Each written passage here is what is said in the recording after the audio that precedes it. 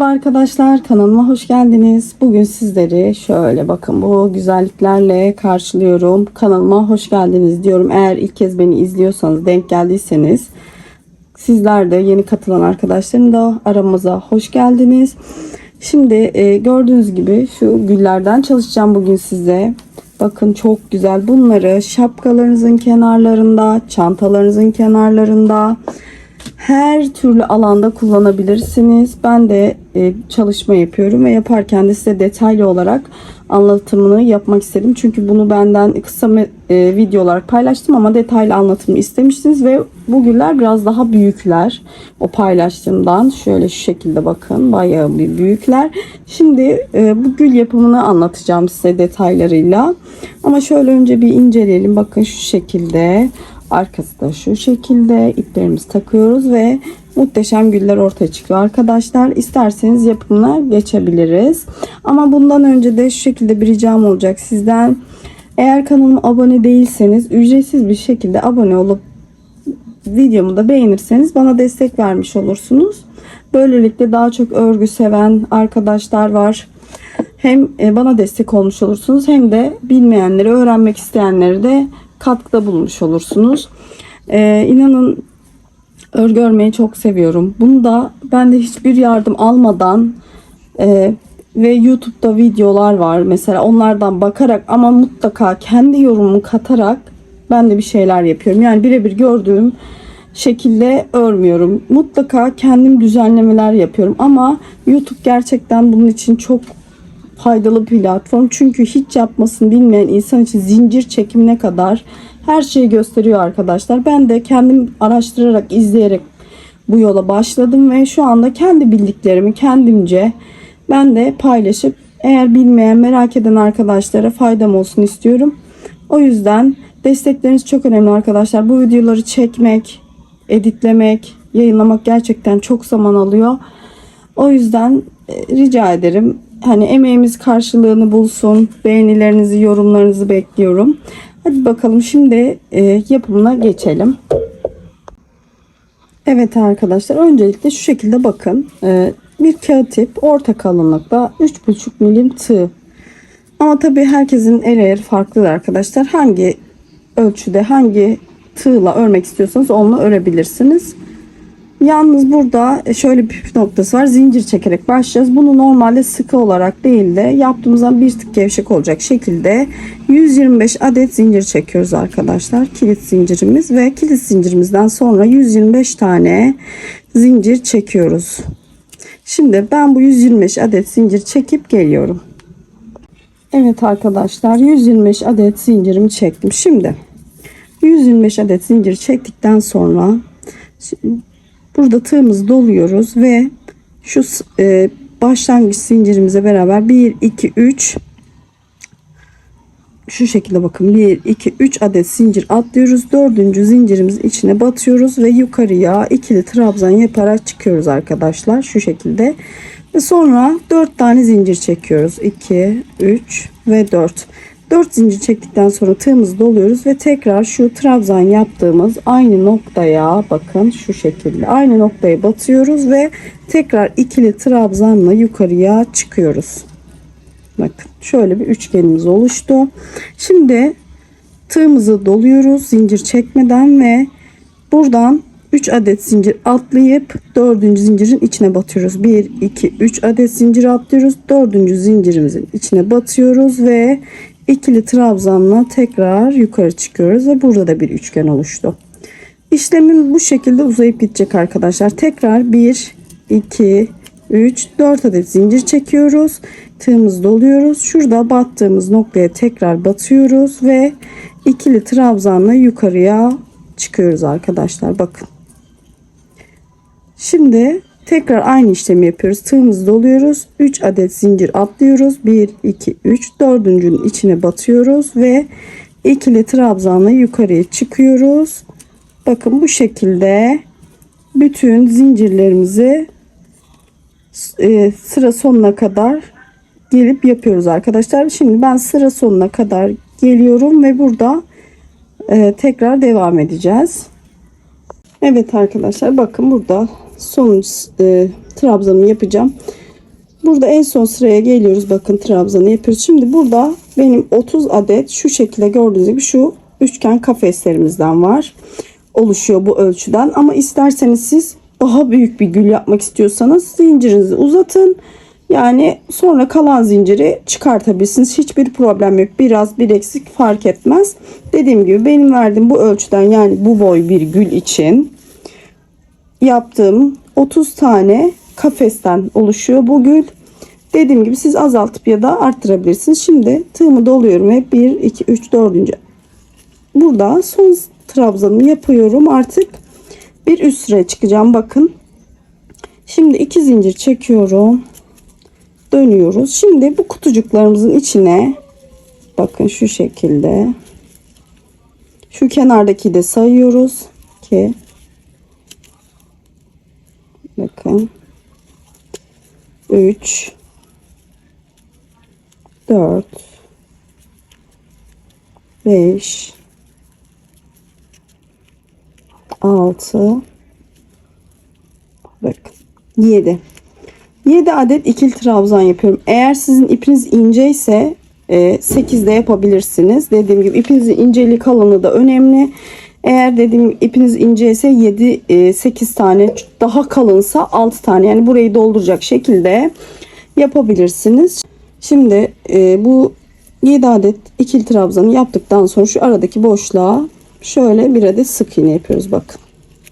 Sık iğnemizi yaptık. Şimdi sık iğneden sonra bir zincir çekiyoruz. Tığımızı doluyoruz. Bunu da bir trabzan sayarak buraya bununla birlikte 7 adet ikili trabzan yapıyoruz. Bakın 2 3 4 5 6 ve 7 arkadaşlar. Bakın şimdi tekrar şuradaki aradaki boşluğa bir adet sık iğne yapıyoruz ve bir adet zincir çekiyoruz ve tekrar yandaki boşluğa geçerek şu yaptığımız sık iğne trabzan ile birlikte 7 adet ikili trabzan yapıyoruz. 4 5 6 7. Bakın tekrar şuradaki boşluğa sık iğne yapıyoruz ve bu işlem böyle bütün kutucukların içine devam ediyor arkadaşlar. Burada trabzanlarınızı yaparken çok küçük yapmamaya dikkat edin. Biraz yukarı doğru uzatarak yapın. Bütün bu kutucuklarımızın, bakın şunların içlerine aynı şekilde doldurup geliyoruz. Evet arkadaşlar, bakın bütün hepsini kutucukların içerisine trabzanlarla doldurdum. Şimdi şurada ilk başta yaptığım trabzan ve buraya birleştireceğiz ve bu dolgu işlemi bitecek. Şimdi 7 adet trabzanımı yaptım. Şuradaki boşluğa ilk başta yaptığımız buraya bir adet sık iğne yapıyoruz ve bir zincir çekiyoruz ve artık işlemimiz bitiyor. İğne ile birleştirme kısmına geçiyoruz. Buradan ipimizi şöyle çekiyoruz. Ben zaten ucunu kestim. Şu şekilde biraz pay bırakarak kesin ipinizi. Şimdi şöyle ipime şöyle iğnemi takıyorum. Bakın.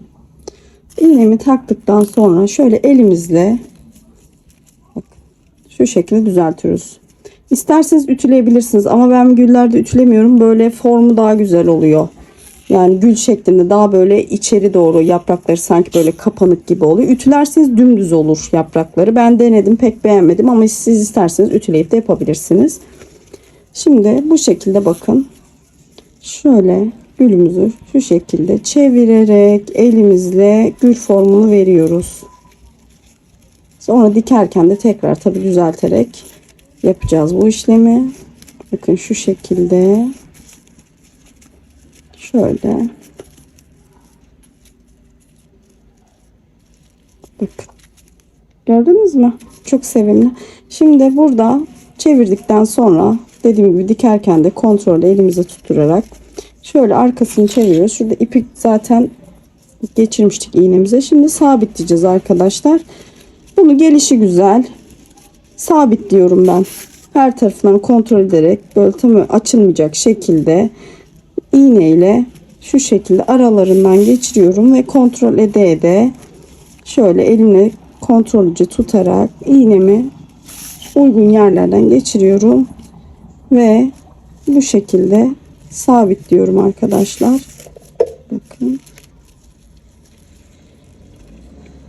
Yani burada şuradan yapın, buradan yapın diye bir şey söylemeyeceğim. Zaten herkes kendine göre gelişigüzel şekilde gülün şeklini zaten verdik. Buradan iğnemizle şu şekilde tutturuyoruz. Bakın. Tutturduktan sonra şöyle aralarından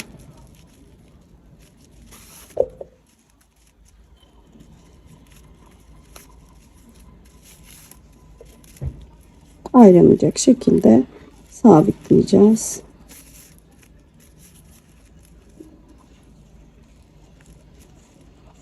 Şöyle aralarından tutturuyorum. Sağlam olsun. Bu gülü dediğim gibi her yerde kullanabilirsiniz. Çantalarınızda, şapkalarınızda, aksesuar olarak saç bandı ya da toka, aklınıza terlik üstlerinde, mesela yazlık terliklerin üstlerinde çok güzel olur diye düşünüyorum. Şu şekilde bakın şöyle. Elimle kontrol ediyorum. Birleştirmediğim bir yer varsa oralardan geçiyorum. Bakın mesela burası havada kalmış. Şimdi burayı birleştireceğim. Kendinizce yerleri bulun ve birleştirin arkadaşlar iğnenizle.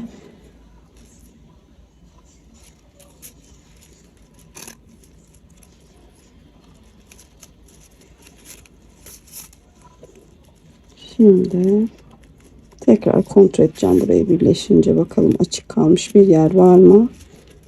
Tutulmayan. Bakın şöyle elimle kontrol edin. Bakın şurası var mesela, burayı da birleştireyim.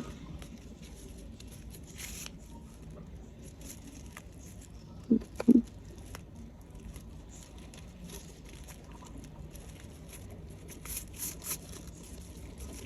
Şöyle elimle açarak kontrol ederek şurası var bakın. Burayı da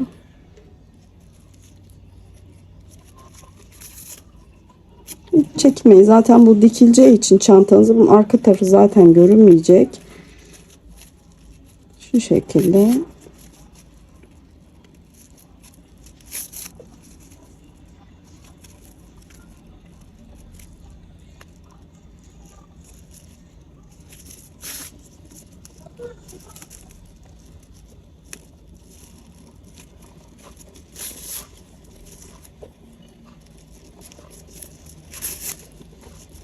Evet.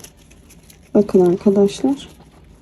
Gülümüzü her yerini tutturdum. Şimdi bu şekilde arkadan sabitliyorum ve ipimi keseceğim arkadaşlar.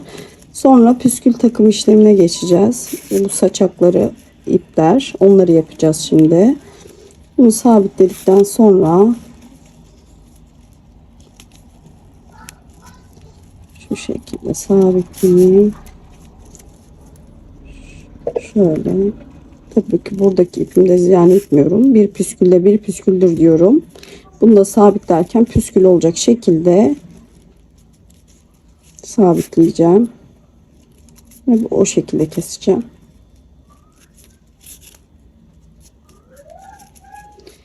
Şu şekilde, evet. Şimdi sabitleyeceğim bunu. Şuradan.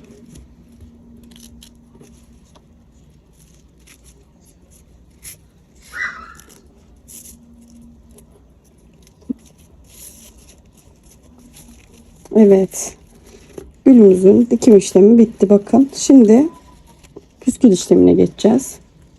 Evet arkadaşlar, püskül yapımına geçebiliriz. Bunun için dedim şimdi iplerimden şu şekilde bakın, ben göz kararı, yani uzunluğunu siz kendiniz belirleyebilirsiniz. Benim için bu kadar uzunluk yeterli. Şöyle elimle ayarlıyorum ve bu şekilde ayarlayarak iplerimden şöyle parçalar elde edeceğim.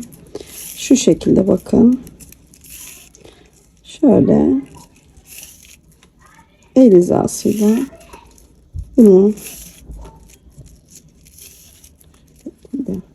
katlayıp sonra katladığım yerlerden de keseceğim ve şeritler halinde iplerimi hazırlayacağım. Şimdi şu an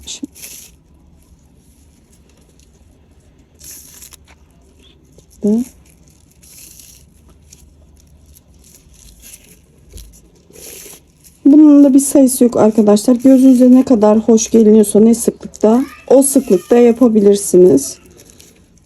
Şimdi bu kadar yeterli. Şimdi şuradan kesiyorum. Ve şuradan gördüğünüz gibi şu üstündeki tepelerdeki boşluklardan iplerimi keseceğim. Evet, bu tarafını kestim. Şimdi bu tarafını da aynı şekilde şöyle birleşim noktalarından iplerimizi kesiyoruz. Şimdi bakın şeritlerimiz oluştu. Şimdi arka tarafını çeviriyoruz. Çiçeğimizin ve tığımızla alarak şimdi şu şekilde bakın. Şöyle ikiye katlıyoruz tam ortasından. Bakın şöyle. Ve burada bakın çiçeğimizin kenarlarından şöyle gelişi güzel. Bakın tutturuyorum ben. Şu şekilde tığımızla bakın, ucundan alıyoruz. İçeri çekiyoruz ve şöyle tığımızla içinden geçiriyoruz. Elimizle çekiyoruz arkadaşlar. Bakın bu şekilde tekrar şöyle ikiye katlıyoruz. Bakın yine şuralardan, aralardan, boşluklardan tığımızla şöyle çekiyoruz. Sonra bu tığdaki boşluktan ipimizi alıyoruz. Yukarı doğru sabitliyoruz. Bu şekilde istediğiniz kadar uygun gördüğünüz yerlere bakın yapın. Yani bunun sıklığı tamamen size kalmış. Ne kadar sıklıkta istiyorsanız o kadar bu ipleri sıklaştırabilirsiniz. Dediğim gibi tamamen sizin beğeninize kalmış.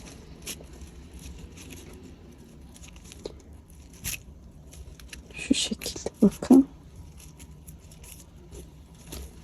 Bunları bu şekilde dolduruyoruz arkadaşlar. Yapacağımız işlem bu kadar. Bunların boyutları, uzunluğu, kısalığı tamamen size kalmış. İstediğiniz uzunlukta gözünüze ne hoş geliyorsa o şekilde yapın arkadaşlar. Ben de kendimce kendi gözüme hoş geldiği gibi istediğim uzunlukta, istediğim sıklıkta yaptım. Yani bunun bir sayısı yok. İstediğiniz sayıda az geldiyse tekrar kesip tekrar ekleyebilirsiniz. Bakın. Araları doldurabilirsiniz. Ya da seyrek istiyorsanız seyrek yapın. Çok sık istiyorsanız çok sık yapın. Tamamen size kalmış.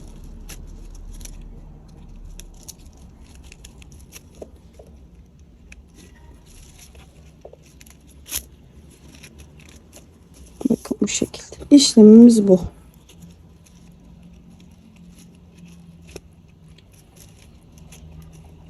Bakın şuradan yapalım bir tane daha. Farklı bir yöntemle iplik birleştirebilirsiniz. Onu da deneyebilirsiniz ama ben bu yöntemle yapıyorum. Yani iğne yöntemiyle yapanlar da var ama bence bu daha pratik. Bakın şu şekilde şöyle çekelim. Şu şekilde bütün iplerimizi sıklaştırarak yapacağız arkadaşlar ve sonra gülümüz bitmiş olacak. Evet arkadaşlar, ben ipleri bitirdim. Dediğim gibi siz istediğiniz sıklıkta yapabilirsiniz. Benim için bu sıklık bence oldukça güzel ve yeterli. Kısalık, uzunlukta tamamen o da size kalmış. Benim için bu kadar uzunluk ve dolgunluk yeterli. Evet, umarım videomu beğenmişsinizdir. Bu gülü istediğiniz yerlerde kullanabilirsiniz. Şapkada, çantada, saç aksesuarı olarak kullananlar var. Ben de bunu video benden çok istenmişti. Bunun bir küçüğünü yapmıştım. Hatırlıyorsunuz, beni takip edenler vardır. Bu daha büyüğü ve bunları da bir sipariş olarak ben çalışırken sizinle de paylaşmak istedim. Nasıl olsa yapıyorum, videosunu çekmeye çalışayım diye. Umarım videomu beğenmişsinizdir arkadaşlar. Instagram sayfamdan da beni takip edip oradan da yaptığım çalışmalara bakabilirsiniz. Elimden geldiğince size cevap vermeye, dönüş vermeye çalışıyorum. Umarım faydalı olmuştur sizin için de. Tekrar hatırlatmak isterim. Kanalıma abone olmak tamamen ücretsizdir. Bunu bana soruyorsunuz ücretli mi diye. Hayır, ücretsizdir arkadaşlar. Ücretsiz bir şekilde abone olabilirsiniz. Videolarımı beğenirseniz çok sevinirim. Ve bir de yeni çıkan bir uygulama var. YouTube'da High Puanı diye. Burada o da tamamen ücretsiz. Yorumlar kısmını sağ tarafa doğru çekiyoruz, sürüklüyoruz ve orada High Puanı var. O puanları da ücretsiz bir şekilde basıp verebilirsiniz. Bu ne işe yarıyor? Videomun daha çok öne çıkıp daha çok kullanıcı ile buluşmasını sağlıyor arkadaşlar. Bunu da bir hatırlatma istedim. Şimdi dediğim gibi gülümüzü yaptık. İstediğiniz renkte, şekilde yapabilirsiniz. Umarım videomu beğenmişsinizdir. Bir dahaki videoya kadar hoşça kalın arkadaşlar. Teşekkürler.